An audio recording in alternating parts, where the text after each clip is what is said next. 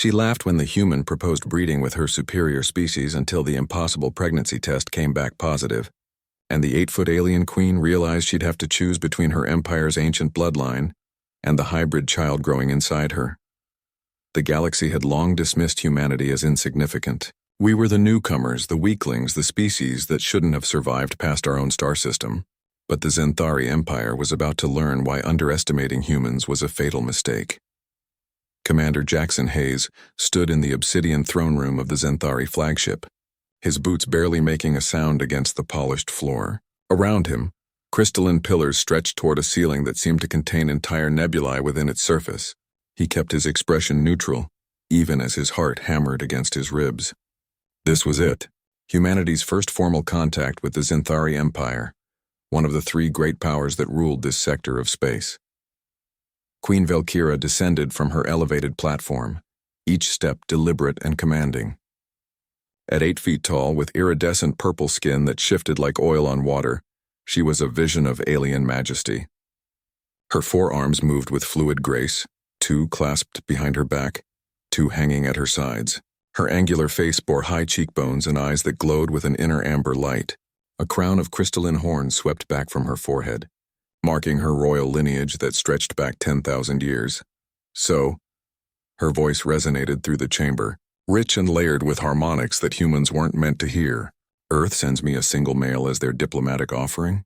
She circled him slowly, her height advantage making Jackson feel like prey being assessed. Tell me, human, do your people understand what it means to negotiate with the Zenthari Empire? Jackson cleared his throat, refusing to be intimidated despite the size difference. With respect, Your Majesty, I'm not an offering. I'm a diplomat, Earth's representative for establishing mutual trade agreements and peaceful relations. Valkyra threw back her head and laughed, a sound like wind chimes in a storm. Her courtiers, arranged in a semicircle of lesser nobles, joined in with their own tittering amusement. The sound echoed through the vast chamber, making Jackson feel like he was standing in the center of a cosmic joke. Trade agreements. How delightfully naive. You primitive species always think you have something we want. Your world has barely mastered fusion power, and you dare speak of trade with an empire spanning 300 systems? We have resilience, Jackson said quietly but with steel in his voice. He met her glowing gaze without flinching. We have adaptability. We survived an ice age, global conflicts, and nearly destroying our own planet. We learned, we grew. That counts for something. The Queen's laughter died, replaced by something more curious. She leaned down, bringing her face level with his. Her breath smelled like ozone and strange spices. Resilience? Adaptability? Her voice dropped to a purr. Every species claims these things. The Vorgothi claimed resilience before we absorbed their worlds. The Kellian Confederacy spoke of adaptability before they became our vassals. What makes humans think they're special? Jackson held his ground even as her presence seemed to fill the entire room. Because we're still here. Because every time the universe tried to kill us, we adapted. We didn't just survive, Your Majesty. We thrived. That's not arrogance. That's just our history. A strange smile played across Valkyra's lips.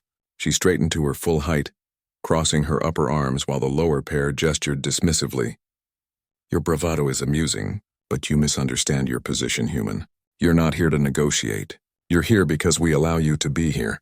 Your ships are toys. Your weapons are primitive. Your biology... She paused, her eyes scanning him with an expression that might have been contempt or fascination. Your biology is laughably fragile. And yet here I stand, Jackson replied. The Queen's eyes narrowed. One of her courtiers, a tall male with darker purple skin and elaborate robes, stepped forward. Your Majesty, surely we waste time with this creature. The humans have nothing to offer. Perhaps we should simply claim their system and be done with it. Valkyra raised one elegant hand, silencing her advisor without looking at him. Her gaze remained fixed on Jackson. No, this one has spirit. It would be a shame to crush it without first understanding it. She moved to her throne, settling into it with regal grace. Tell me, Commander Hayes, do you know why the Zenthari have endured for millennia while other empires have crumbled? I imagine it has something to do with superior technology and ruthless expansion, Jackson said carefully. Partially, Valkyra acknowledged. But more importantly, it's because we understand genetic superiority. The Zenthari bloodline is pure, refined over countless generations. We breed only with those who enhance our species. We are quite simply the pinnacle of evolution in this galaxy. She leaned forward, her expression almost pitying. And humans? You are mongrels. Mixed, chaotic, unpredictable. Your genetic code is a mess of mutations and adaptations. The idea of a Xanthari breeding with a human? She laughed again, though this time with genuine mirth rather than mockery. It would be like a diamond trying to merge with mud.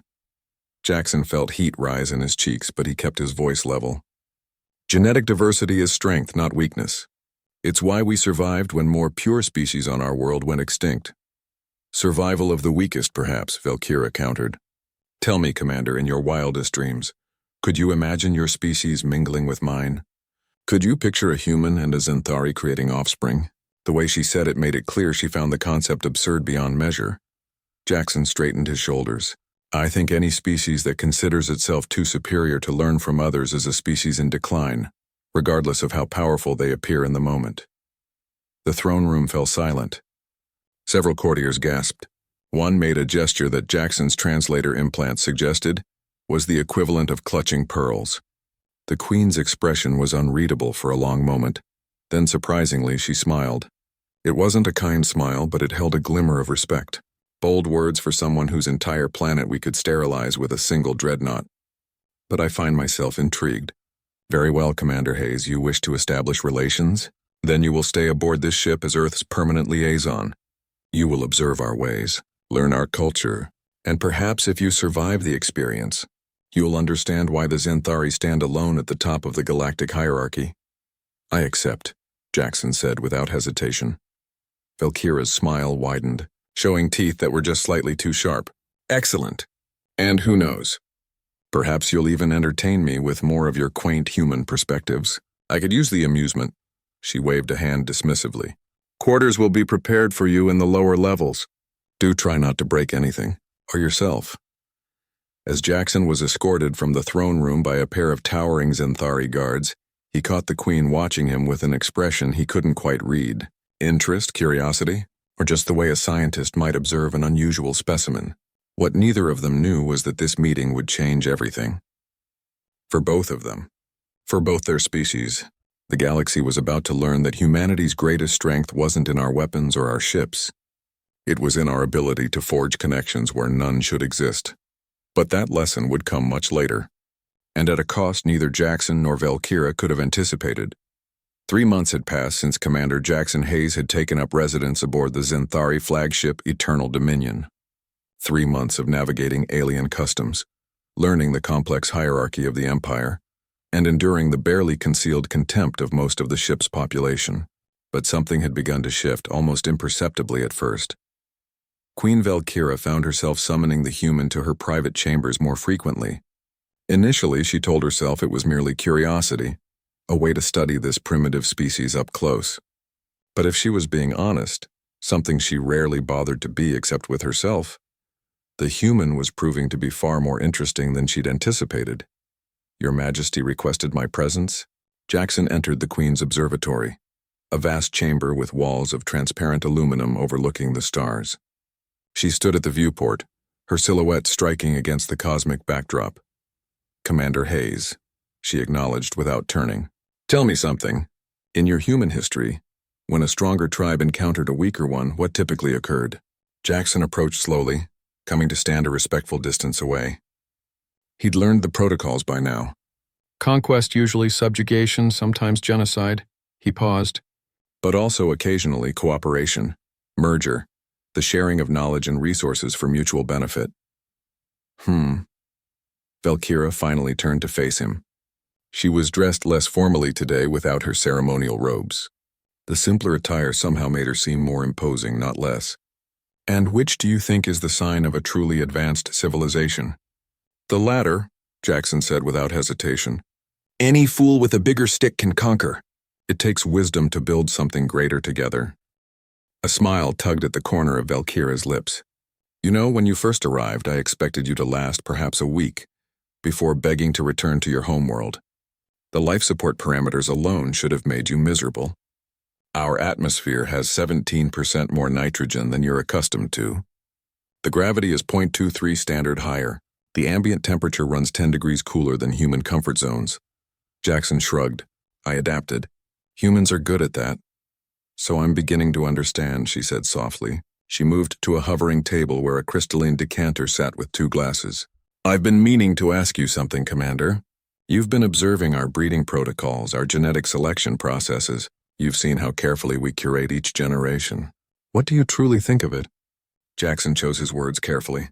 I think it's made you powerful. But I also think it's made you stagnant. When was the last time the Xanthari had a truly revolutionary idea? When was the last time your species surprised itself? Valkyra's eyes flashed, but not with anger. With something else. Challenge? Excitement? Careful, human. You walk a dangerous line. You asked for my truth, Jackson replied. On Earth we have a saying, hybrid vigor.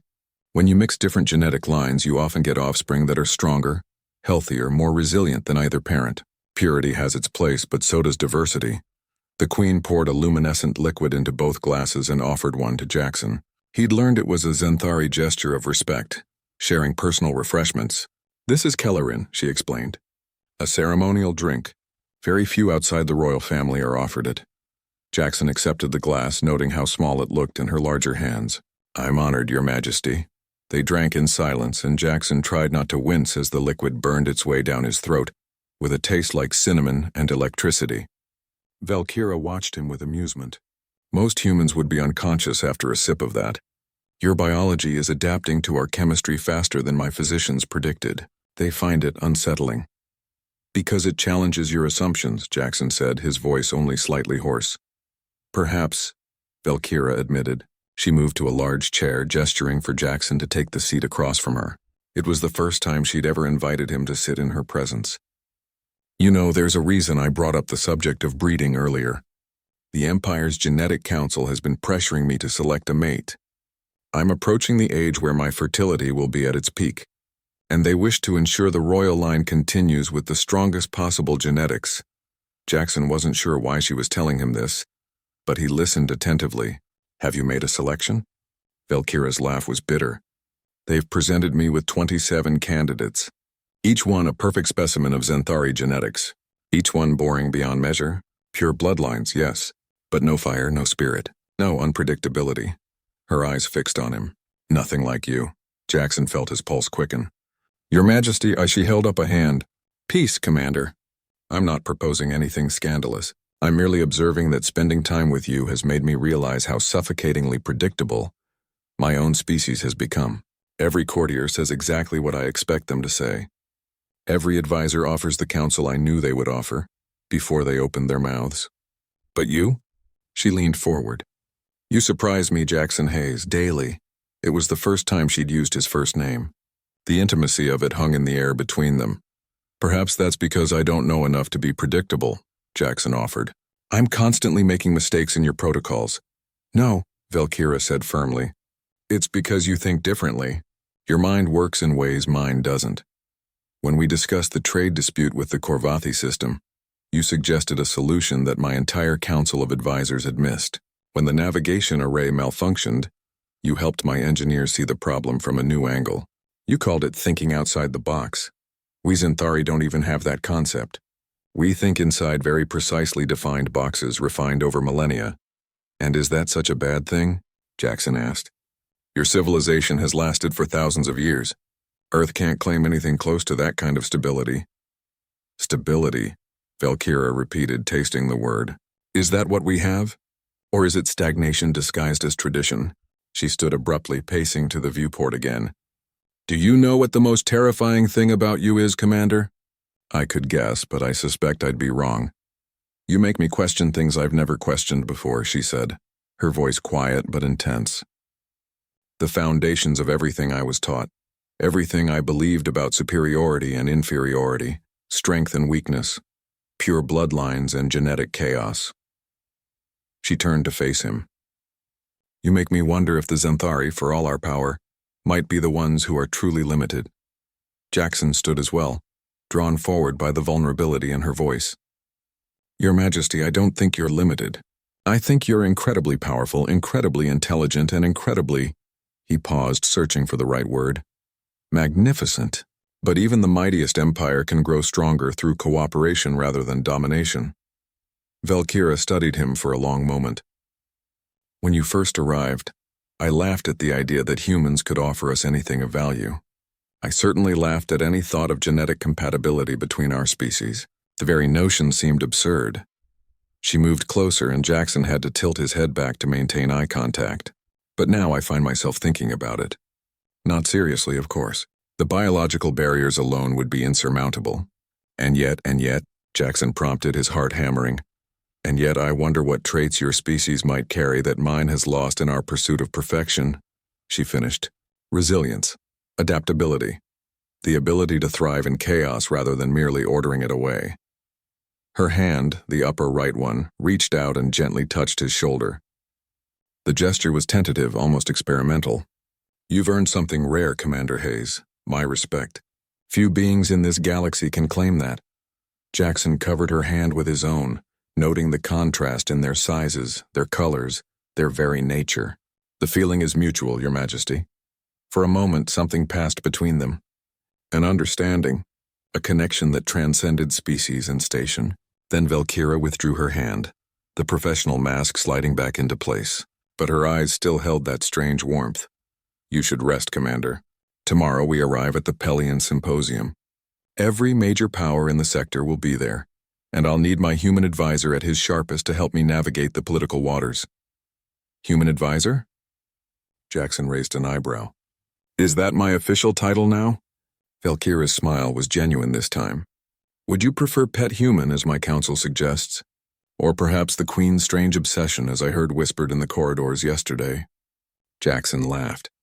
I think advisor works just fine. As he turned to leave, Valkyra's voice stopped him. Jackson, thank you for not treating me like a queen every moment, for treating me like a person. It's been a long time since anyone dared.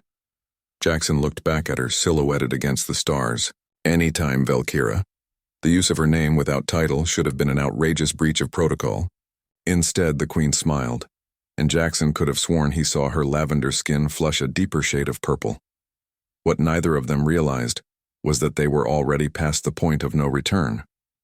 The bond forming between them was beyond friendship, beyond alliance, beyond anything either species had words for, and the consequences of that bond would ripple across the entire galaxy. But first there would be the symposium, and there, everything would change.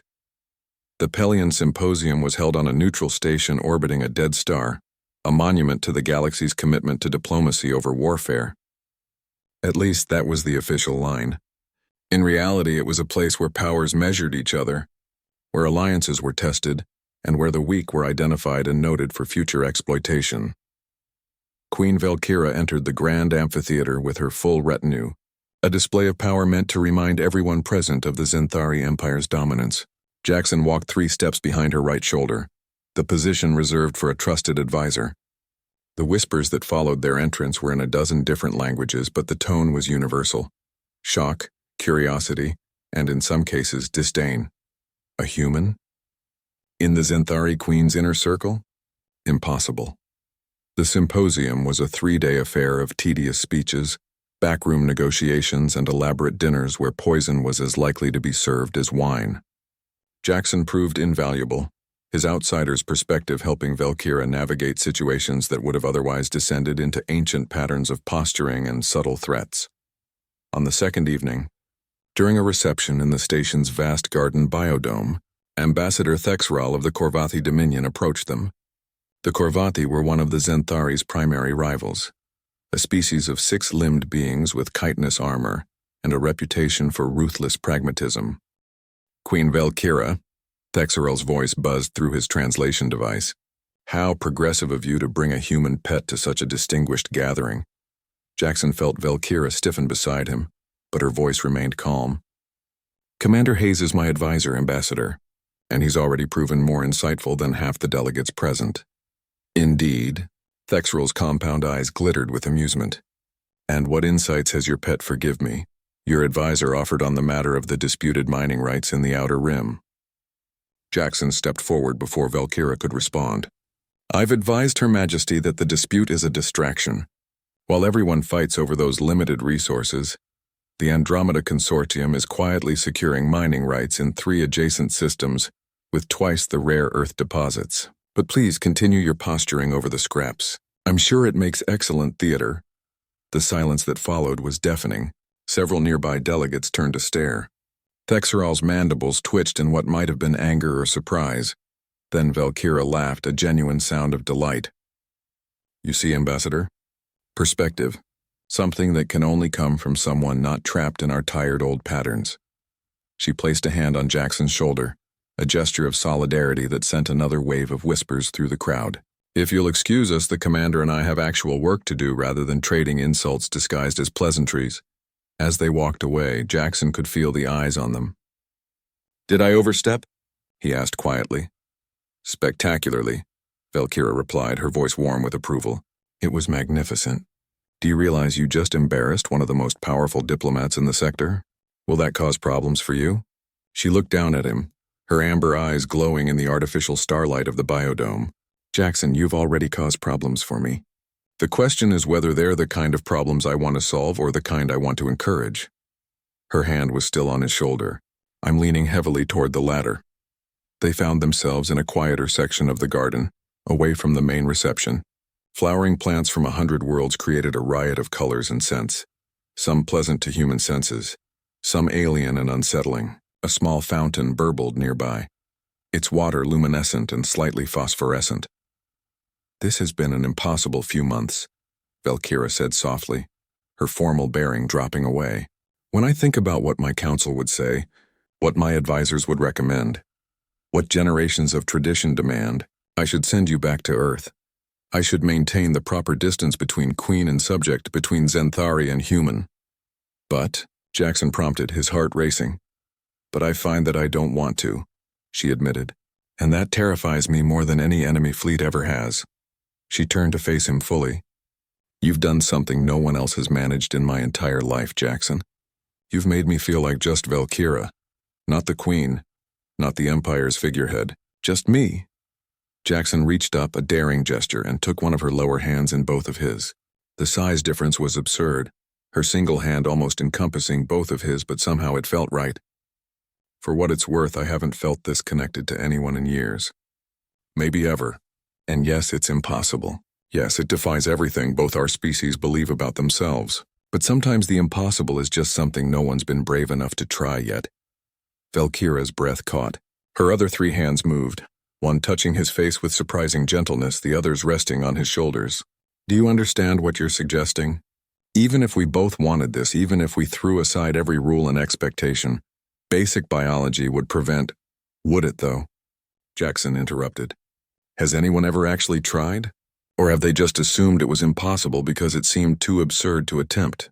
The genetic differences alone can be bridged, Jackson said firmly. Humans have gene therapy. We've been modifying our own genetics for medical purposes for generations, and I've seen the Zenthari biolabs. Your science is centuries ahead of ours. If 2 people wanted to make this work, if they were willing to take the risk, Valkyra's eyes widened. You're serious? You're actually considering— I'm not just considering it, Jackson said, his voice steady despite the madness of what he was proposing. I'm telling you that I've fallen for you, Valkyra. Completely. Impossibly. And if there's even a chance that we could be together, not just as allies or friends, but as something more, then I want to take it. The queen was silent for a long moment. Then slowly she leaned down, bringing her face level with his. You are either the bravest being I've ever met or the most foolish. Perhaps both. Her voice was barely a whisper. What you're suggesting would cause a scandal that would rock both our civilizations. The Zenthari would see it as a corruption of our bloodline. The humans would see it as— I don't even know what they would see it as. Then we don't tell them, Jackson said. Not yet. Not until we know if it's even possible. But Valkyra, I need you to know that I'm willing to try, if you are.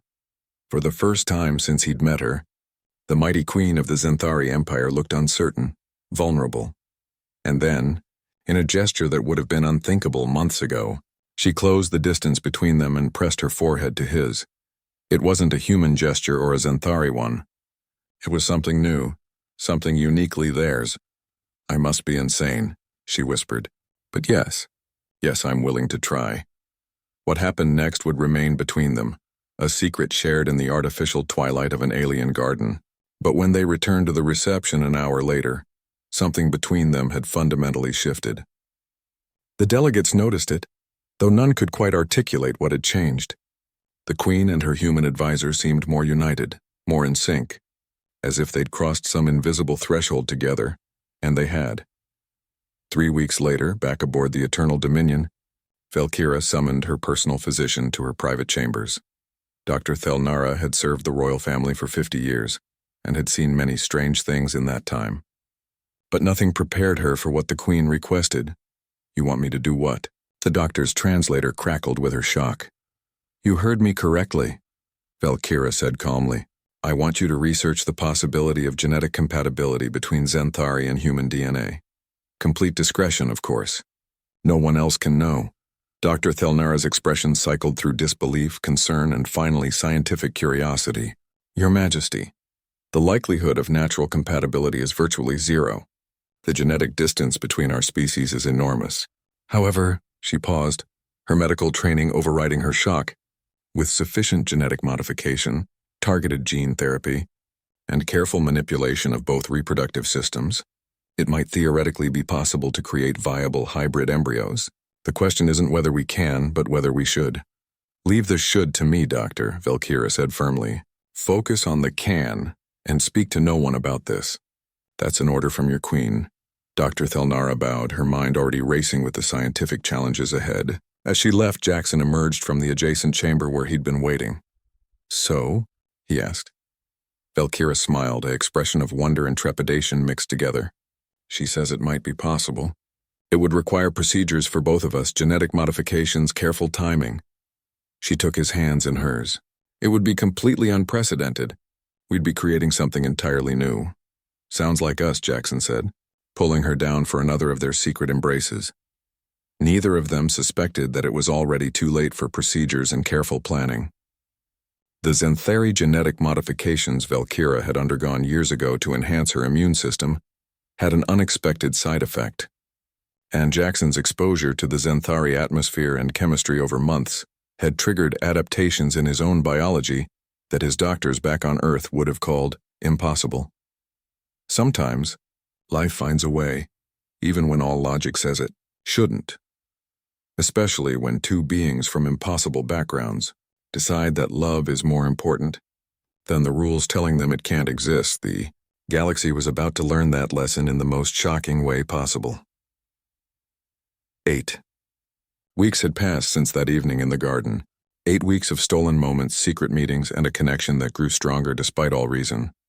Valkyra had begun the genetic modification treatments that Dr. Thelnara designed, and Jackson had undergone his own series of procedures. The doctor had given them a timeline, 6 months of preparation before any attempt at conception would be viable. But the universe, it seemed, had its own timeline. Valkyra stood in her private bath chamber, staring at her reflection in the polished obsidian mirror. Something was wrong. She'd felt it for days now. A strange fatigue, an unusual sensitivity to certain foods, a subtle change in her body that she couldn't quite identify. As someone who had been trained from birth to maintain absolute control over herself, these unexplained changes were deeply unsettling. She'd finally summoned Dr. Thelnara for a private examination, scheduling it during ship's night cycle when most of the crew would be in their rest periods. The doctor arrived with her scanning equipment, her expression professionally neutral but her eyes betraying concern. "Your Majesty, you said you've been experiencing unusual symptoms?" "Run a full diagnostic," Valkyra commanded, settling onto the medical platform. "Something is off and I need to know what." Dr. Thelnara began her scans, the crystalline instruments humming softly as they passed over the Queen's body. For several minutes, there was only the sound of medical equipment and the doctor's occasional murmur as she reviewed the readings. Then, Dr. Thelnara went very still. Her hands froze over the scanning console, her eyes widening as she stared at the display. "Doctor?" Valkyra's voice carried an edge of concern. "What is it?" This is impossible," Dr. Thelnara whispered. She ran the scan again, then a third time, each pass only confirming what she'd seen. Finally, she looked up at her Queen, her expression a mixture of awe and shock. "Your Majesty, you're pregnant." The words hung in the air like a suspended thunderclap. Valkyra sat up slowly, certain she'd misheard. "That's not possible. The treatments wouldn't have taken effect yet. We haven't even attempted." The child is 11 weeks along, Dr. Thelnara said, her voice barely above a whisper. Which means it was conceived before we even began the modification treatments. She pulled up the genetic scan on a holographic display. And even Valkyra, with her limited medical knowledge, could see the impossible truth written in strands of luminous data. The DNA sequence showed both Xanthari and human markers, intertwined in a pattern that should not have been able to form naturally. Yet there it was, a hybrid genome, somehow stable, somehow viable, growing inside her. How? Valkyra breathed, one of her hands moving unconsciously to her abdomen. You said it was impossible without the modifications. Dr. Thelnara was frantically reviewing her medical records, her fingers flying over the console. Your immune enhancement modifications from 5 years ago I never considered, and Commander Hayes's exposure to our atmosphere, his adaptive biology. She looked up, her expression dazed. Your Majesty, I believe your body and his somehow bridged the genetic gap on their own. The likelihood of this occurring naturally is so infinitesimally small that I couldn't have predicted it. It's as if, she paused, searching for words, as if the universe itself decided to make an exception to its own rules. Valkyra stood, her legs suddenly unsteady. The child. Is it viable? Healthy? Dr. Thelnara studied the scans more carefully. All indications suggest yes. The embryo is developing normally, showing characteristics of both species. It's extraordinary. The genetic combination appears to have taken the strongest traits from both parents. Enhanced bone structure from the Xanthari side. Remarkable cellular adaptability from the human side. Your Majesty, this child is going to be unique in all of galactic history. Does anyone else know? Valkyra demanded, her mind racing through the implications. Only me, and I've kept all scans on an encrypted personal device. But Your Majesty, you cannot hide this forever. A Xanthari pregnancy is 12 months. As you progress, it will become obvious. Valkyra's thoughts spun.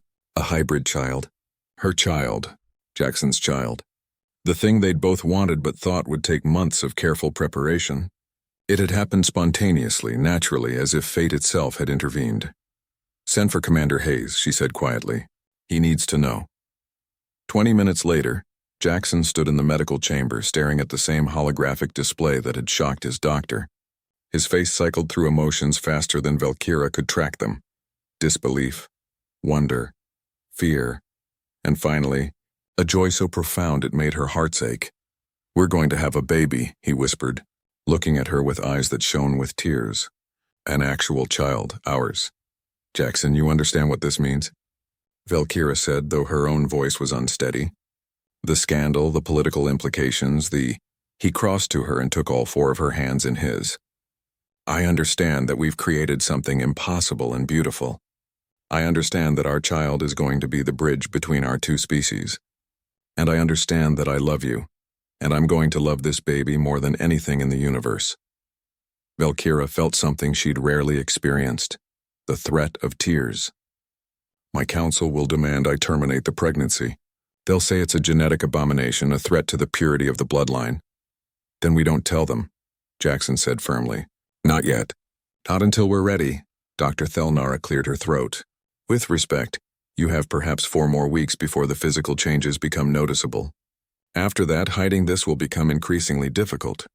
You'll need to decide how to handle this before then. Valkyra nodded slowly. 4 weeks to figure out how to tell an entire empire that their queen had done the unthinkable. 4 weeks to prepare for a storm that would make every previous political challenge seem trivial by comparison. But as she looked at Jackson, and as she felt the impossible life growing within her, she realized something profound. For the first time in her life, she didn't care about the Empire's rules. She didn't care about genetic purity or political implications or anything except protecting this child. We'll figure it out, she said, her voice gaining strength. We'll face whatever comes together. Jackson smiled, that brilliant human smile that had first caught her attention months ago. Together, he agreed. Dr. Thelnara watched them, and despite her decades of professional detachment, she felt a stirring of something like hope. Perhaps, she thought, this impossible child would teach both species something they desperately needed to learn. Over the following 3 weeks, Valkyra threw herself into preparing for what was to come. She couldn't hide the pregnancy forever, but she could control the narrative. She began subtly shifting her political alliances, reaching out to more progressive members of the council, testing the waters with hypothetical questions about genetic research and species cooperation. Meanwhile, Jackson worked tirelessly to strengthen Earth's position within the galactic community. If their child was going to face prejudice from both sides, humanity needed to be seen as more than just primitive newcomers. He leveraged every contact he'd made, every insight he'd gained, building bridges that would matter in the months to come. But time, as always, was merciless.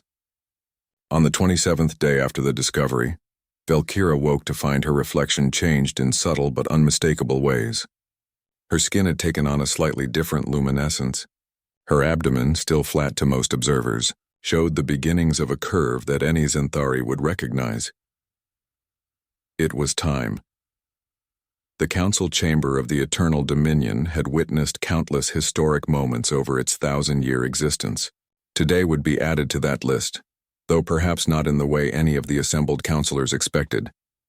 Valkyra sat upon her elevated throne, Jackson standing at her right hand in his now customary position as royal advisor. The 12 members of the High Council were arrayed before her in a semicircle, their expressions ranging from curious to impatient. She'd called this emergency session with no explanation, which had already set them on edge. Lord Kelvax, the eldest counselor and most traditional, spoke first. "Your Majesty, we are assembled as you commanded.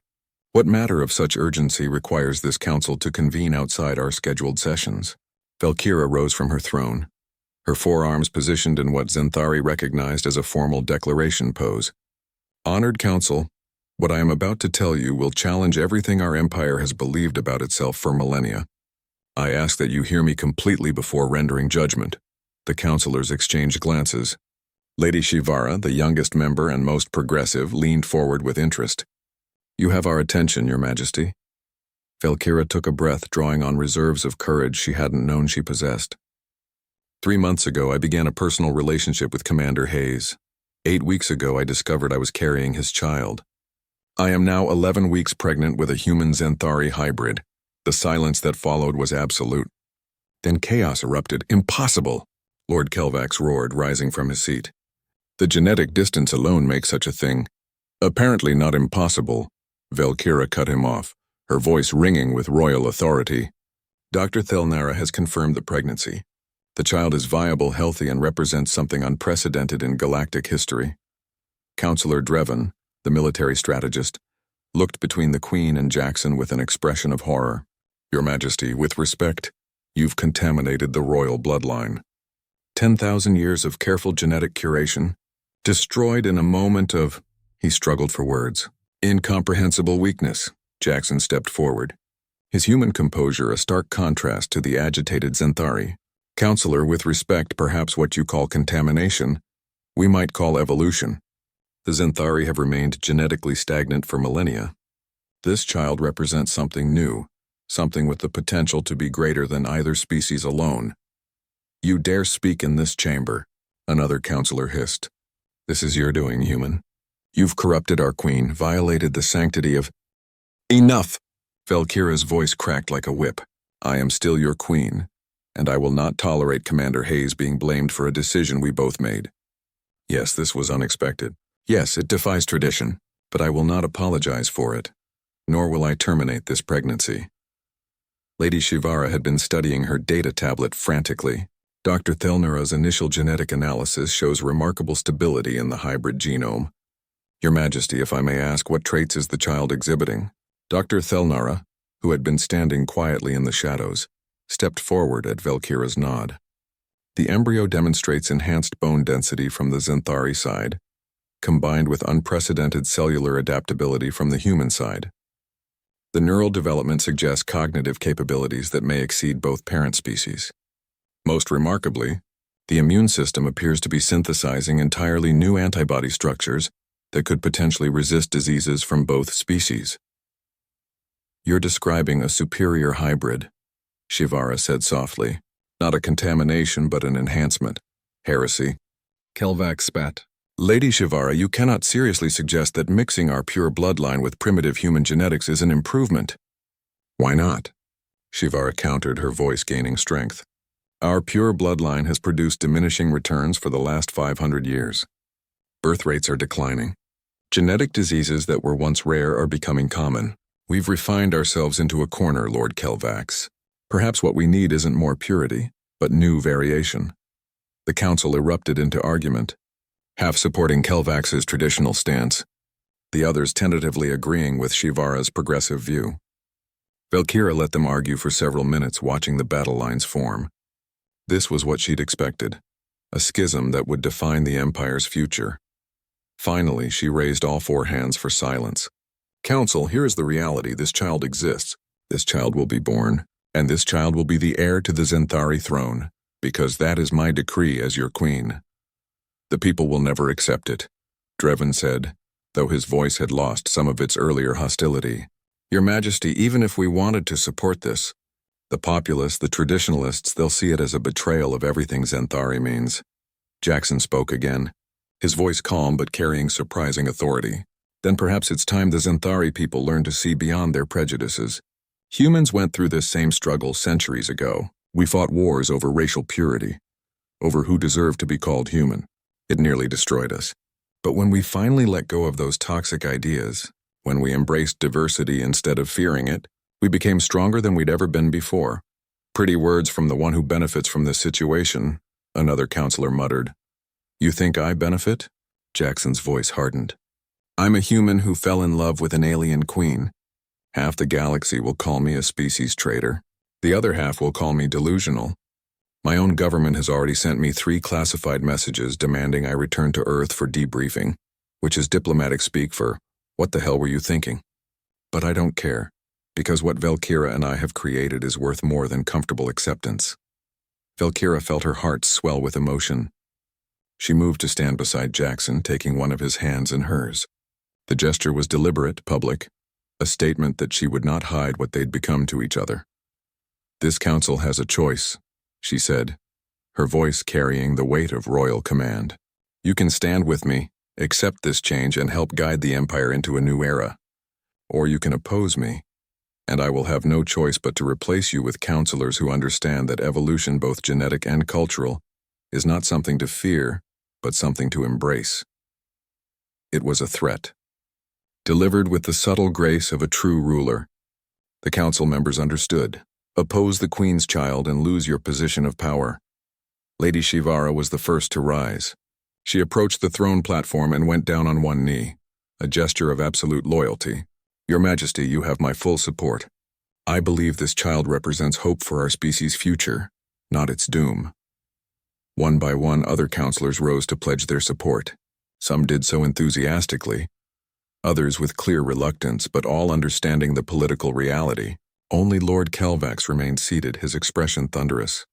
I cannot support this, Your Majesty, he said stiffly. In good conscience, I cannot endorse the dilution of our genetic heritage. I respectfully request to be relieved of my position on this council. Valkyra nodded gravely. Your request is granted, Lord Kelvax. Your decades of service are appreciated, but your vision no longer aligns with the Empire's future. She softened slightly. I bear you no ill will. You are free to retire to your estates with full honors. Kelvax bowed stiffly and left the chamber, the doors closing behind him with a hollow boom. Now, Valkyra said, addressing the remaining counselors, we must prepare a public announcement. The news of my pregnancy cannot be contained much longer. I want a comprehensive communication strategy that frames this in terms of strength, evolution, and the Empire's commitment to advancing beyond old limitations. The council sprang into action, their initial shock giving way to the practical work of managing a galaxy-shaking revelation. As they dispersed to their various tasks, Jackson and Valkyra were left alone in the vast chamber. That went better than expected, Jackson said quietly. Only because they fear losing power more than they fear change, Valkyra replied. The real battle will be with the populace, and with your people on Earth. Speaking of which, Jackson pulled up a holographic display. I've received 17 messages from Earth's diplomatic corps in the last week. They're getting insistent. I can't keep dodging them, Valkyra sighed. Then it's time we brought Earth into the discussion. They deserve to know before the rest of the galaxy finds out. She placed a hand on her abdomen, the gesture becoming habitual. Our child is going to be born into a very complicated universe, Jackson. Maybe that's exactly what the universe needs, he replied, covering her hand with his own. Someone who doesn't fit neatly into anyone's expectations. Someone who proves that the old boundaries were always arbitrary. Listen to you. Valkyra smiled, becoming quite the philosopher. I learned from the best, Jackson said, pulling her down for a kiss that would have scandalized any Zenthari who saw it. What they didn't know was that their announcement would spark a chain of events that neither could have predicted. Protests and celebrations, assassination attempts and unexpected allies, a galaxy forced to confront questions about identity, purity, and what it truly meant to be superior. But that was still to come. For now, they had each other and they had hope. Sometimes that was enough. The announcement went out across all galactic channels simultaneously. A holographic broadcast showing Queen Valkyra and Commander Jackson Hayes standing side by side, her hand resting protectively on her now visible pregnancy, his hand covering hers. Citizens of the Zenthari Empire, and beings of all species across the galaxy. Valkyra's voice was steady, regal, and utterly uncompromising. I announce to you that I am carrying a child. The father is Commander Jackson Hayes of Earth. This child represents something unprecedented, proof that the barriers between species are not as insurmountable as we have long believed. This is not a moment of weakness, but a moment of evolution. Our empire has stood for 10,000 years on the foundation of strength. Today we demonstrate a new kind of strength, the courage to change, to grow, and to embrace a future we cannot fully predict. Jackson spoke next, his voice calm but passionate. To the people of Earth and to humanity across the stars, I know this news will be shocking, controversial, perhaps even frightening to some. But I stand here as proof that connection can exist where we thought none was possible. This child is not a betrayal of humanity or the Zenthari. This child is a promise that our two species can build something greater together. The broadcast ended, and the galaxy exploded into reaction. On Earth, the news hit like an asteroid impact. Every media outlet ran continuous coverage. The streets filled with protesters, some celebrating humanity's unprecedented alliance with a galactic power, others condemning Jackson as a traitor who'd abandoned his species. The Earth Council convened emergency sessions. Religious leaders gave conflicting sermons. Social media became a battleground of competing narratives. Dr. Sarah Chin, head of Earth's diplomatic corps, stared at the broadcast replay in her office, her hands shaking. She'd known Jackson was getting close to the Zenthari Queen, but this changed everything. She immediately opened a quantum communication channel to the Eternal Dominion. Commander Hayes, her voice was carefully controlled when the connection established. I think we need to talk. Now. In the Zenthari Empire, the reaction was no less dramatic. Major cities saw demonstrations, split between traditionalists who viewed the Queen's pregnancy as sacrilege and progressives who saw it as a bold step forward. Several outlying colonies threatened secession. 3 different noble houses formally protested. The military high command requested an emergency meeting to discuss stability concerns. But there were surprising voices of support as well. Lady Shivara went on public broadcasts articulating a vision of the Zenthari evolving beyond their stagnation. Young Zenthari, particularly those in scientific fields, began speaking out in favor of genetic diversity. Several allied species sent messages of cautious congratulation, seeing an opportunity to shift the galactic power balance. Aboard the Eternal Dominion, Valkyra stood in her command center, monitoring the flood of incoming communications. Jackson stood beside her, his face pale as he watched footage of protests on Earth, some of the signs calling him things that made her blood boil. Your people are calling you a traitor, she said softly. Some of them, Jackson acknowledged. Others are calling me a hero. That's humanity for you, we can't agree on anything. He squeezed her hand. How are your people taking it? About as expected. Riots in the outer colonies. The traditionalist faction is calling for my abdication. The military is nervous. But the scientific community is actually excited, and the younger generation seems more open-minded than I'd hoped. She pulled up a holographic map showing the spread of pro- and anti-hybrid sentiment across the empire. We're splitting the population about 60-40 against us. Not ideal, but not catastrophic. An urgent alert flashed on the command console. Admiral Koreth's face appeared, his expression grave. Your Majesty, we have a situation. 3 ships from the Outer Fleet have refused to acknowledge your authority. They're declaring their loyalty to the pure Xanthari Empire and demanding you step down. Valkyra's expression hardened. Mutiny? Effectively, yes. They're not attacking anyone yet, but they've broken formation and are holding position near the Pelion cluster. Your orders? Jackson watched Valkyra's face, seeing the Queen in full command mode. This was the part of her he'd first encountered, the ruthless, calculating leader who'd built an empire through strength. Send the 7th Fleet to blockade them, she commanded. No aggressive action unless they initiate. Open a channel to the mutinous ships and offer their crews one chance to return to duty with no punishment. The commanding officers, however, will be tried for treason. She paused. And Admiral? Make it clear that I will not tolerate my authority being questioned, regardless of personal opinions about my choices. Understood, Your Majesty. The Admiral's face disappeared. Valkyra turned to Jackson. It's beginning.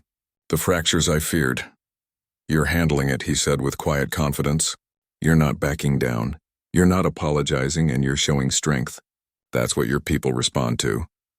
A new communication alert pinged. This one was from Dr. Chen on Earth. Commander Hayes. Chen's face appeared, looking exhausted. The Earth Council has requested that you return home for a full debriefing. They're concerned about the implications of your situation. Concerned, Jackson repeated flatly. That's a diplomatic way of saying they're panicking. Can you blame them? Chen shot back. You've created a hybrid child with an alien queen. The genetic, political, and social implications are staggering. We need to understand what this means for humanity's future. It means humanity has a chance to be part of something greater than ourselves. Jackson said firmly, Dr. Chen, I'm not abandoning my post. I'm right where I need to be. Jackson, Chen's voice softened. They're talking about charging you with violation of first contact protocols, genetic contamination of a diplomatic mission, and a dozen other things they're pulling from old legislation. If you don't come back voluntarily, they might classify you as a rogue agent. Jackson felt Valkyra's hand tighten on his shoulder. Let me speak to them, she said, moving into the camera frame. Dr. Chen, I am Queen Valkyra of the Xanthari Empire. Commander Hayes is currently serving as my chief diplomatic advisor and is the father of my child. Any attempt to remove him from my ship or from his duties will be considered an act of aggression against the Xanthari Empire. Are we clear? Chen's eyes widened. Your Majesty, with respect, you can't threaten Earth. I'm not threatening, Doctor. I'm clarifying the situation. Jackson has not gone rogue. He has not violated any protocols. He has done exactly what a diplomat should do, built an unprecedented bridge between our species. If Earth wishes to punish him for that, then perhaps humanity isn't ready for a place among the galactic powers. The transmission cut off. Leaving Chen staring at a blank screen, Jackson turned to Valkyra. You just threatened my home planet for me. I protected what's mine, she corrected. You are the father of my child, my advisor, and she hesitated, then said the words she'd been holding back. My mate. In Xanthari culture, that means I would go to war to defend you if necessary. Mate. Jackson's heart stuttered. That was a formal term in Xanthari society, carrying weight beyond human marriage. Yes? Valkyra said simply. I should have said it sooner. You are my chosen mate, Jackson Hayes. If that means standing against both our peoples, then so be it. Jackson pulled her into an embrace, mindful of her pregnancy. We're really doing this, aren't we? Taking on the whole galaxy? Apparently, she replied with a slight smile. Though I'd prefer if the galaxy came around to our way of thinking before our child is born. A new alert sounded. This one from Dr. Thel Nara. Your Majesty, Commander Hayes, I have the results from the latest genetic analysis you requested. You're both going to want to see this. They made their way to the medical bay, where Dr. Thel Nara had a holographic display showing the developing fetus in stunning detail. The doctor looked exhausted but excited. The child is developing faster than either Xanthari or human normal, she explained. We're now at week 12, but the fetus is showing development consistent with week 16. More remarkably, look at the brain structure. The hologram zoomed in, showing neural pathways forming in patterns unlike anything in the medical database. That's not human neural architecture, Jackson said slowly. And it's not Xanthari either. No, Dr. Thelnara confirmed. It's something entirely new. The synaptic density suggests cognitive capabilities beyond both parent species. Your child is going to be extremely intelligent, possibly frighteningly so. Any other surprises? Valkyra asked. The child appears to be female if you want to know, the doctor said, and she's showing remarkable resilience. Every test suggests she'll be healthy, strong, and likely have the best traits of both species. Enhanced strength from the Xanthari side, exceptional adaptability from the human side, and something else I can't quite quantify. It's as if the hybrid genetics have created entirely new capabilities. Jackson and Valkyra exchanged glances. Our daughter, Jackson said softly, trying out the words. Our daughter, Valkyra agreed, her hand moving to her abdomen. The first of her kind. No pressure on her at all. Dr. Thelnara smiled despite herself. Your Majesty, Commander, regardless of the political chaos, you're creating something extraordinary. I'm honored to be part of it. As they left the medical bay, Jackson felt the weight of responsibility settling on his shoulders. They weren't just having a child. They were creating a new category of being, something the galaxy had never seen before. Their daughter would face challenges neither parent could fully prepare her for, but she would also have opportunities no one else could imagine. The galaxy was in chaos, yes. But chaos, Jackson had learned, was just another word for change. And change, no matter how frightening, was the only constant in the universe worth believing in. The next 6 weeks tested them in ways neither had anticipated. The Xanthari traditionalist faction, now calling themselves the Purists, had grown bolder.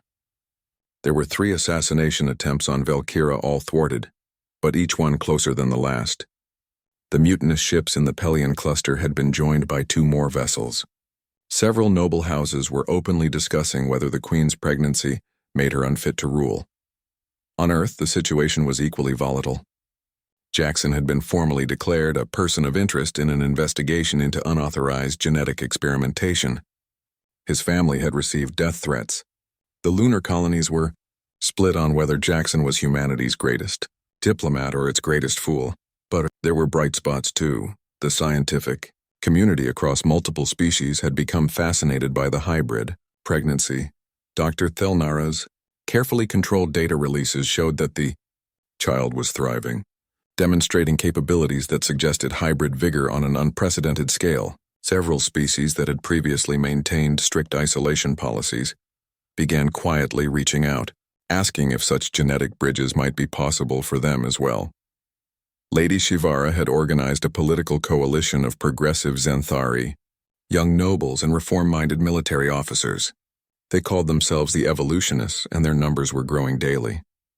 The 60-40 split against the pregnancy had shifted to nearly 50-50. On Earth, Jackson's younger sister Emma had become an unexpected advocate, using her platform as a popular science communicator to explain the significance of what her brother had done. This isn't about betraying humanity, she said in a viral broadcast. This is about expanding what humanity means. My brother didn't stop being human when he fell in love with an alien. He became more human, more capable of connection, more willing to build bridges, more open to possibilities we never imagined. Aboard the Eternal Dominion, Valkyra stood before a full assembly of the Xanthari High Court, 23 of the Empire's most powerful judges. They had convened to rule on the Purists' petition to have her declared unfit to rule due to genetic contamination of the royal bloodline. Jackson wasn't allowed in the chamber, but he watched via secured channel from an adjacent room, his hands clenched into fists as Valkyra stood alone before her accusers. The Chief Justice, an ancient Xanthari named Zelmoth who'd served under 3 previous monarchs, spoke with the weight of millennia behind his words. Your Majesty, this court acknowledges your authority and your historic service to the Empire. However, we must also consider precedent, tradition, and the foundational laws that have governed our species for 10,000 years. How do you answer the charge that by bearing a hybrid child, you have violated the purity statutes that have defined Xanthari nobility since the First Empire? Valkyra stood tall, her pregnancy now undeniably visible at 18 weeks, her forearms positioned in a gesture of royal authority. Honored justices, I answer that the purity statutes were written in a different age for different purposes. They were meant to protect the Xanthari from genetic defects and weakness. They were never intended to prevent us from evolving into something greater. That is interpretation, not law, another justice countered. Then let me speak to law, Valkyra said, her voice ringing through the chamber. The Supreme Monarch's right, established in year 300 of the First Empire, grants the reigning monarch absolute authority over their own person and bloodline. No law supersedes the monarch's right to choose their own mate and bear children as they see fit. Or have we suddenly decided that 10,000 years of precedent matters less than some noble's discomfort with change? Murmurs rippled through the assembly. The Chief Justice consulted with his fellow judges in hushed tones. "Your Majesty makes a valid legal point," Zelmoth acknowledged. However, the purists argue that the monarch's right was never intended to extend to interspecies breeding, which was inconceivable when the law was written. Inconceivable then, possible now, Valkyra countered. That's what progress looks like. Should we limit all our laws only to what ancient Zenthari could imagine? If so, half our current technology would be illegal since our ancestors couldn't have conceived of it. Lady Shivara, serving as one of the Queen's advocates, stepped forward. "If I may address the court, the medical evidence shows that this child is not only viable but potentially represents a significant advancement in genetic capability. Dr. Thelnara's research suggests the hybrid possesses enhanced cognitive function, superior immune response, and remarkable adaptive capabilities. By the court's own standards of genetic superiority, this child may actually exceed pure Zenthari genetics." "That's speculation," a purist-aligned justice argued. "We won't know the child's true capabilities until after birth. By then, the damage to the royal bloodline will be permanent." "Then what would you have me do?" Valkyra demanded, her voice cutting through the debate. "Terminate my pregnancy to satisfy your fears? Abdicate my throne because I dared to love someone from another species? Tell me, justices, which is more important to Zenthari law, the preservation of ancient prejudices or the authority of your queen?" The chamber fell silent. Finally, Chief Justice Zelmoth spoke. "This court will adjourn for deliberation. A ruling will be issued within 3 standard days." As the justices filed out, Lady Shivara approached Valkyra.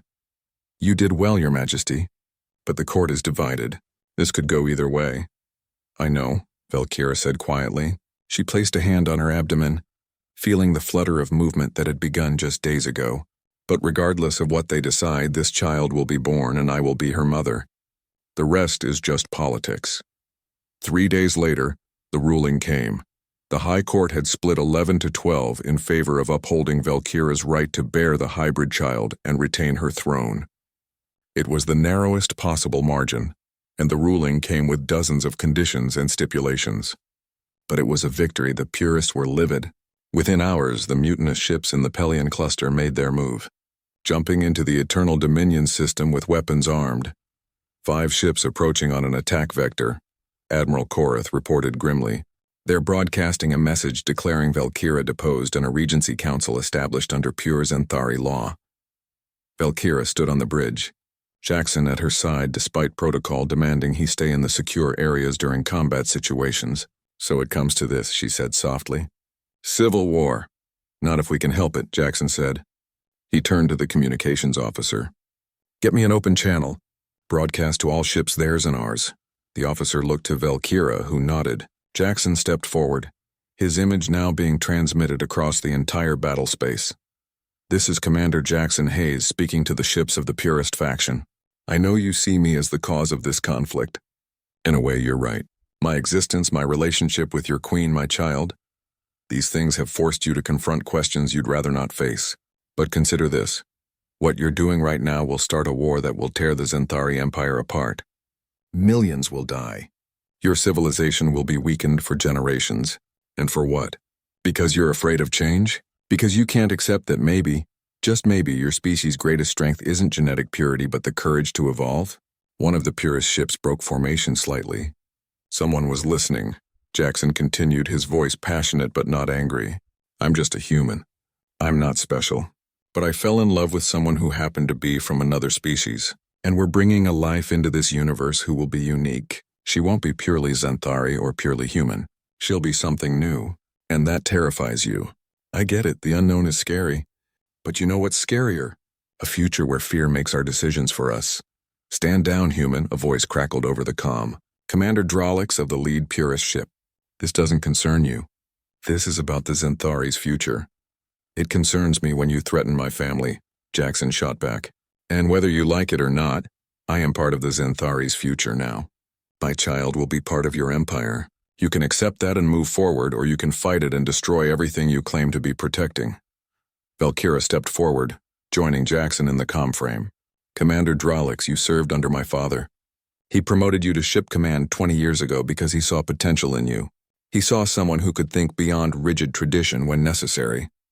Would he support what you're doing now? Would he want the Empire torn apart by civil war? There was a long silence.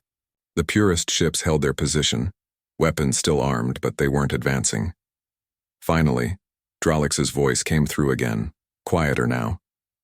Your father was a great king, Your Majesty, but he never challenged the foundations of what we are. Because he didn't need to, Valkyra replied. The galaxy was different then. We could afford to remain isolated in our purity, but that age is ending, Commander. The question is whether we evolve with the changing times or ossify and eventually crumble. I'm choosing evolution. I'm asking you to choose it too. Minutes ticked by. On the bridge, officers held their breath. Jackson felt Valkyra's hand find his, her grip tight. Then slowly the lead purist ship powered down its weapons. I don't agree with what you've done, Your Majesty, Drolix said finally. I think it's reckless and potentially disastrous. But I took an oath to serve the throne, not my personal opinions. The High Court has ruled, and I will respect that ruling. We're standing down. One by one, the other purist ships followed suit. Valkyra closed her eyes in relief. Thank you, Commander. Return to your posts. There will be no punishment for those who stood down peacefully. As the crisis deflated, Jackson felt the adrenaline drain from his system, leaving him shaky. That was too close. Yes, Valkyra agreed. But it worked. You reached them in a way I couldn't have. You reminded them that behind all the politics and tradition, this is about real people making real choices. Lady Shivara approached, her expression carefully controlled. Your Majesty, Commander Hayes, we're receiving incoming transmissions from across the Empire. The purist stand-down is being seen as a turning point. Public opinion is shifting in your favor. Finally, Jackson muttered. Don't celebrate yet, Valkyra warned. We still have months until the birth and anything could happen. But at least we're not fighting a civil war. That's something. That night, in the privacy of their quarters, Valkyra and Jackson lay together in comfortable silence. She'd adapted the sleeping platform to accommodate both their physiologies, a perfect metaphor for their entire relationship. Do you ever regret it? Valkyra asked softly. Choosing this path? You could have stayed just a diplomat, maintained professional distance, avoided all this chaos. Jackson was quiet for a moment, his hand resting on her abdomen where their daughter grew. Not for a second. This is the most important thing I'll ever do. Not because of politics or history, but because I love you and we're creating something beautiful together. Our daughter is going to change the galaxy, Valkyra. I can feel it. No pressure on her, Valkyra said with a slight laugh. She'll handle it, Jackson said confidently. She's got your strength and my stubbornness. The galaxy won't know what hit it. 3 months later, at the beginning of Valkyra's third trimester, something unexpected happened. Earth sent an official delegation to the Eternal Dominion. Dr. Chen led the group, but she brought with her Jackson's sister Emma, a geneticist named Dr. Okonkwo, and surprisingly, Earth's Secretary General herself, Commander Hayes, Secretary General Maria Rodriguez said as they materialized in the ship's transport bay. I believe we have much to discuss. Jackson stood with Valkyra at his side, both of them wary. Madam Secretary, this is an unexpected honor. Rodriguez smiled, and it seemed genuine. Commander, I'll be direct. When we first learned of your situation, the Earth Council panicked. We saw it as a crisis, a potential disaster that could destabilize humanity's position in the galaxy. We were wrong. Jackson and Valkyra exchanged glances of surprise. Rodriguez continued. Over the past months, we've watched how other species have reacted to your announcement. The Andromeda Consortium reached out about establishing closer ties with humanity. The Kellian Confederacy, who'd never given us the time of day, sent trade delegations. Half a dozen species we'd written off as too isolationists suddenly became interested in cultural exchanges. Do you know why? Because we proved cross-species connection was possible? Jackson guessed. Exactly, Rodriguez confirmed.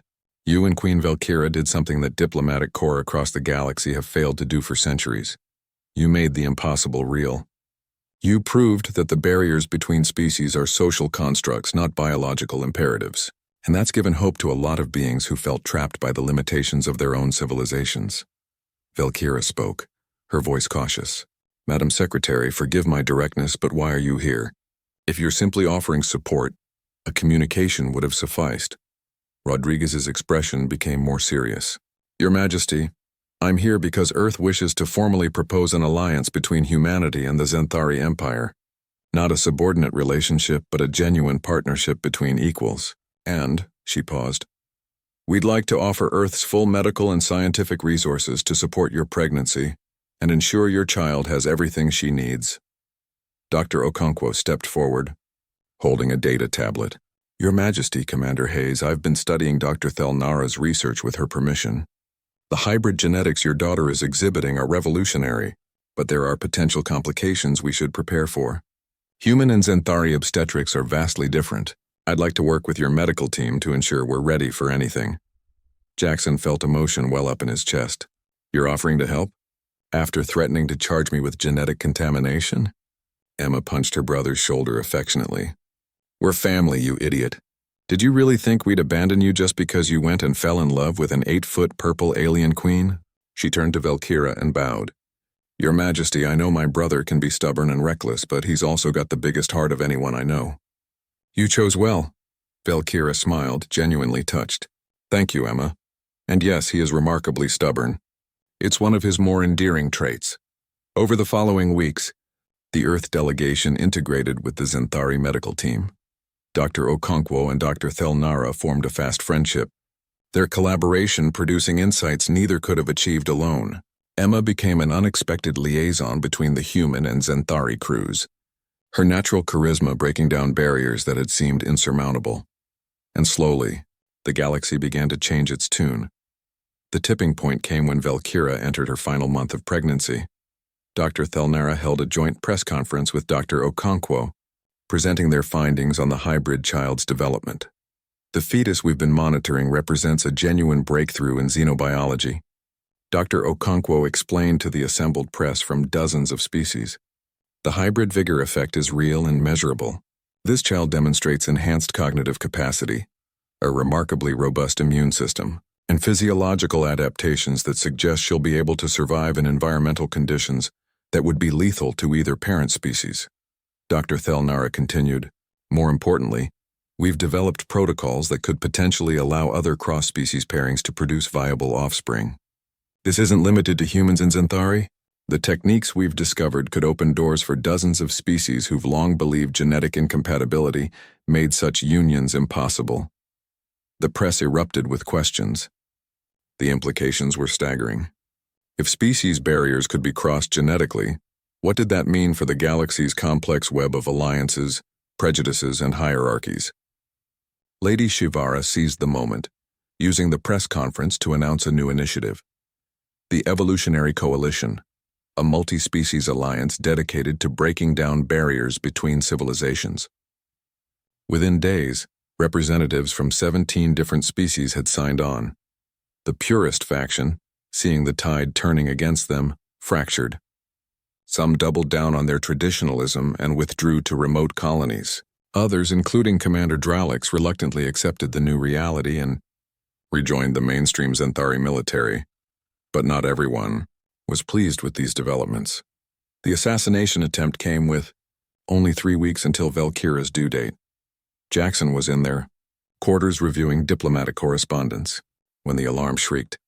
He bolted upright, his heart hammering. Security protocols slammed into effect, blast doors sealing corridors, guards rushing to pre-designated positions. All personnel, this is Admiral Korath. We have intruders aboard. Royal quarters are on full lockdown. This is not a drill. Jackson raced to the sleeping chamber where Valkyra had been resting. She was already standing, her hand on her greatly swollen abdomen, her expression fierce despite her vulnerable condition. How many? She demanded into her comm. At least 4, Korath replied. They transported aboard using stolen security codes. Highly trained. Likely purist extremists making a final attempt. Protect the Queen. Jackson shouted into his own comm, then moved to Valkyra's side. You need to get to the secured medical bay.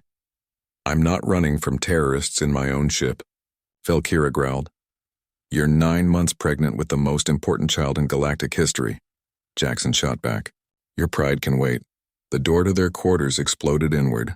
3 figures in tactical armor burst through, weapons raised. Jackson threw himself in front of Valkyra without thinking, his very human instinct to protect overwhelming any sense of self-preservation. The lead assassin leveled a plasma weapon. Step aside, human. Our quarrel is with the Queen and her abomination. Over my dead body, Jackson snarled. That can be arranged. The assassin's finger tightened on the trigger. Time seemed to slow. Jackson saw the weapon begin to discharge, knew he couldn't dodge, knew this was likely the end. Then Valkyra moved. Despite her pregnancy, despite the physical limitations, she moved with the speed and precision of a trained warrior. Her upper arms grabbed Jackson and yanked him aside. Her lower arms produced a concealed energy blade from her robe. She'd been armed this entire time, and she threw it with deadly accuracy. The blade caught the lead assassin in the throat. He dropped. The other 2 assassins hesitated, clearly not expecting the pregnant queen to fight back. That hesitation cost them. Security forces burst into the room from a hidden panel, overwhelming the attackers within seconds.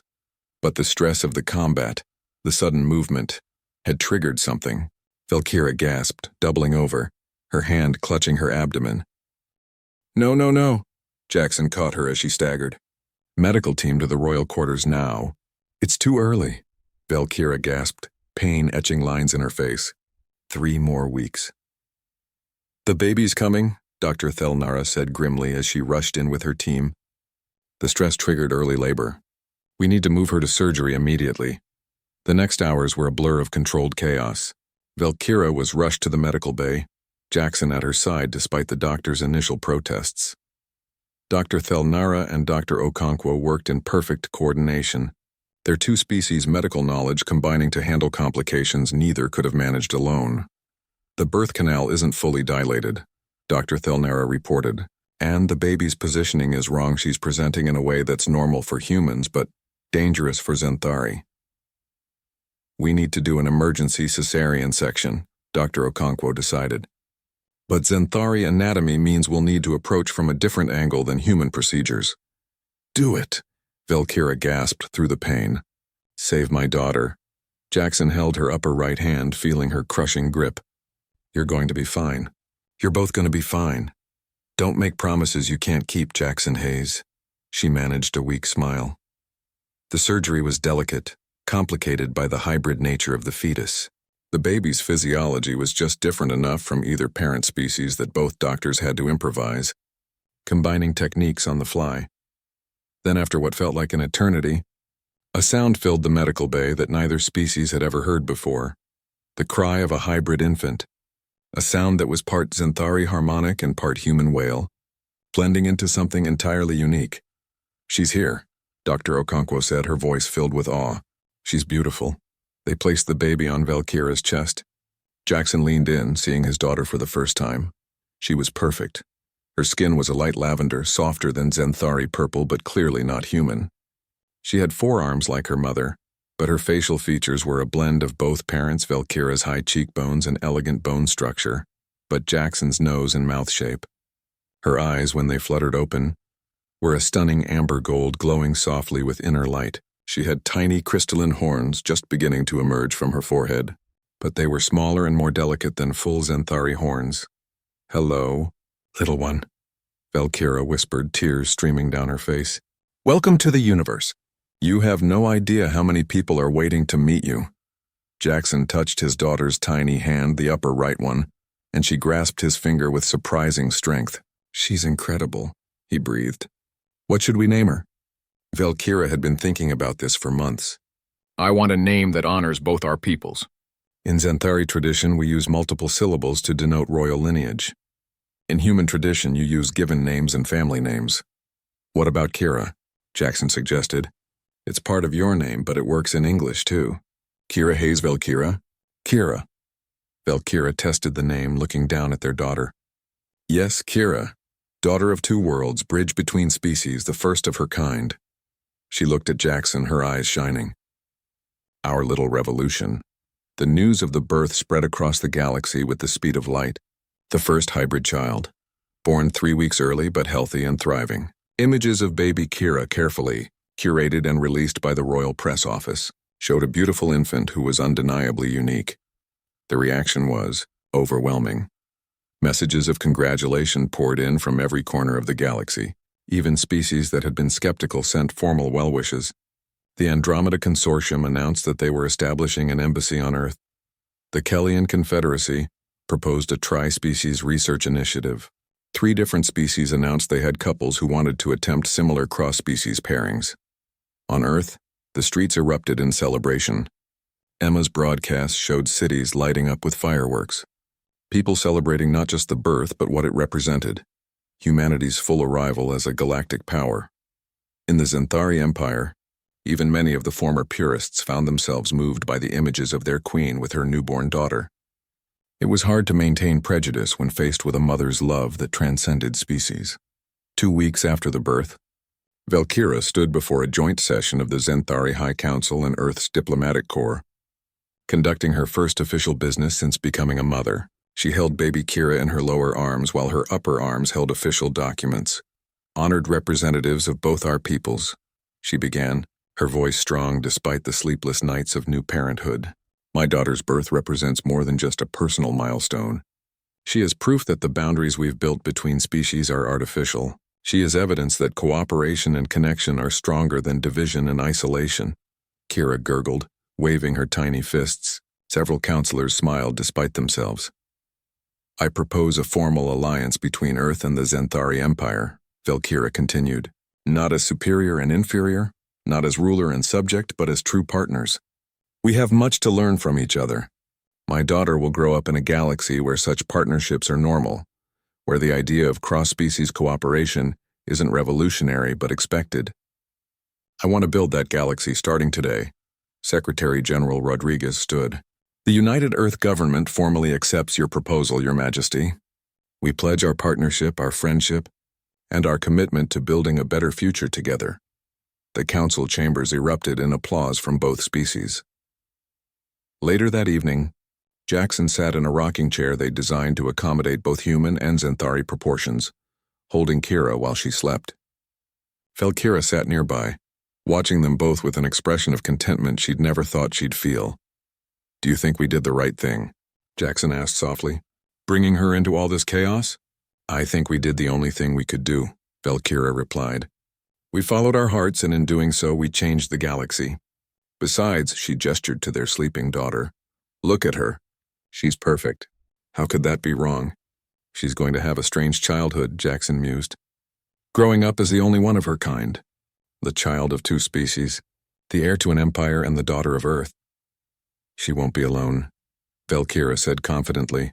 "I've already received messages from 3 different couples, 2 Xanthari human, 1 Xanthari Kellian who want to attempt what we did. Dr. Thelnara and Dr. Okonkwo have been flooded with requests for information. Our daughter might be the first, but she won't be the last." Jackson smiled. "A whole generation of hybrid children growing up together. That's actually beautiful. The galaxy is changing, Jackson. We changed it. And our daughter will lead it into a future we can barely imagine." Kira stirred, her tiny eyes opening to reveal that remarkable amber gold glow. She looked up at Jackson, then turned her head to look at Valkyra, and she smiled a genuine smile that was both human and Xanthari in its warmth. "Hello, little revolutionary," Jackson whispered. "Ready to change the universe?" Kira cooed, her tiny forearms reaching out to both her parents. And in that moment, looking at his daughter, this impossible, beautiful bridge between worlds, Jackson knew that everything they'd endured had been worth it. 20 years later, the Galactic Assembly Hall on Unity Station was packed to capacity. Representatives from 47 species filled the vast chamber, a rainbow of different biologies, cultures, and perspectives all gathered for one purpose: to witness history. On the central platform stood Ambassador Kira Hayes Valkyra, 20 years old and already one of the most influential diplomats in the galaxy. She had her mother's height 7.5 feet tall and her father's easy charisma. Her lavender skin shimmered under the station's lights, and her forearms moved with practiced grace as she addressed the assembly. "Honored delegates." Her voice carried the harmonic resonance of the Xanthari. but the cadence of human speech. 20 years ago, I shouldn't have existed. The biological barriers between my parents' species were considered insurmountable. The cultural divides were thought to be permanent. The idea of a human-Xanthari hybrid was dismissed as fantasy. She paused, her amber gold eyes scanning the assembly. In the audience, she could see her parents sitting together in the royal box. Her mother, Queen Valkyra, looking barely aged despite 2 decades. Her father, Commander Jackson Hayes, now Earth's ambassador to the Galactic Council. His hair grayed at the temples, but his eyes still bright with pride. But I exist, Kira continued, and so do the 43 other hybrid children born since me. Xanthari human, Kellian Andromedan, Varathi Pelian, and a dozen other combinations that were once thought impossible. We are the proof that the barriers between species were always more political than biological, more fear than fact. Around the galaxy, billions watched the broadcast. The unity movement that had started with one impossible child had grown into a political force that was reshaping galactic civilization. Today, Kira said, her voice ringing with conviction, I present to you the Unity Accord, a framework for cooperation that goes beyond traditional alliances, a system that recognizes that we are all, regardless of species, part of one galactic community, that our differences make us stronger, not weaker. That connection is possible between any beings willing to reach across the divide. She activated a holographic display, showing the Accord's key principles. The Unity Accord establishes free movement between signatory species, shared scientific research initiatives, cultural exchange programs, and most importantly, legal protection for cross-species families and hybrid children. The assembly erupted in discussion. Some species cheered. Others debated vigorously. But no one dismissed it as impossible. That word had lost its power. After hours of debate and negotiation, the vote came. One by one, species representatives stood to pledge their support. When the final tally was announced, 39 of 47 species had signed on to the Unity Accord. It was enough. It was more than enough. It was a revolution. As the assembly adjourned, Kira made her way to her parents. Valkyra embraced her daughter proudly, all 4 of her arms wrapping around Kira's fore. You did it, Valkyra whispered. You made them listen. I learned from the best, Kira replied, pulling back to smile at both her parents. You two started this revolution. I'm just carrying it forward. Jackson hugged his daughter, feeling emotion well up in his chest. I'm so proud of you, Kira. You've become everything we hoped you'd be and so much more. Dad, you're going to make me cry in front of the entire galactic press corps. Kira laughed, but her eyes were already wet. Let them see, Jackson said softly. Let them see that emotions, love, pride, these things are universal. These are the things that unite us across every barrier. That evening, the 3 of them stood together on Unity Station's observation deck, watching the stars. 3 generations of an impossible family, looking out at a galaxy they'd changed forever. Do you ever regret it? Kira asked the same question Jackson had once asked Valkyra. Taking the risk? Facing all the opposition? Valkyra and Jackson exchanged glances, then both smiled. Not for a second, they said in unison. Kira laughed, that unique sound that was part Xanthari harmony and part human joy. Good, because I'm about to make things even more complicated. Her parents turned to look at her, matching expressions of curiosity. I met someone, Kira said, a slight blush darkening her lavender skin. A Kellian science officer. He's brilliant, kind, and, she paused, grinning, he's asked me to be his mate. Valkyra's eyes widened. A 3-species hybrid child? The geneticists say it's possible, Kira said, her expression challenging them to disapprove.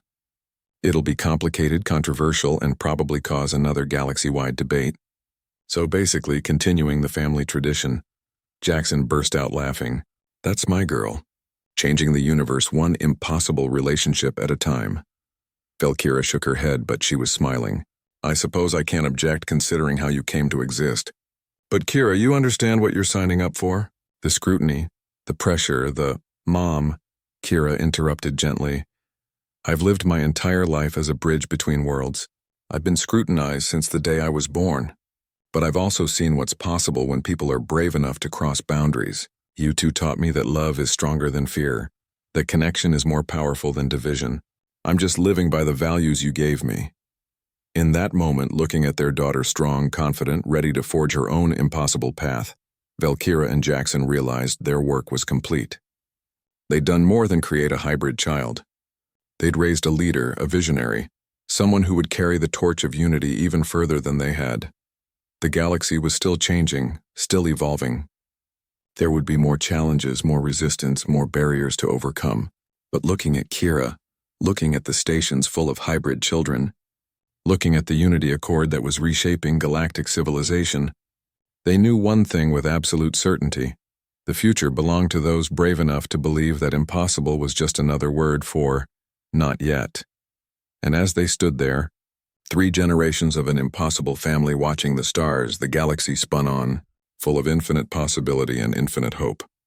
Narrator. They said it couldn't be done. They said the barriers between species were absolute.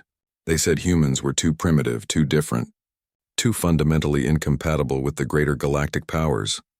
They were wrong, because humanity's greatest strength was never our technology or our weapons.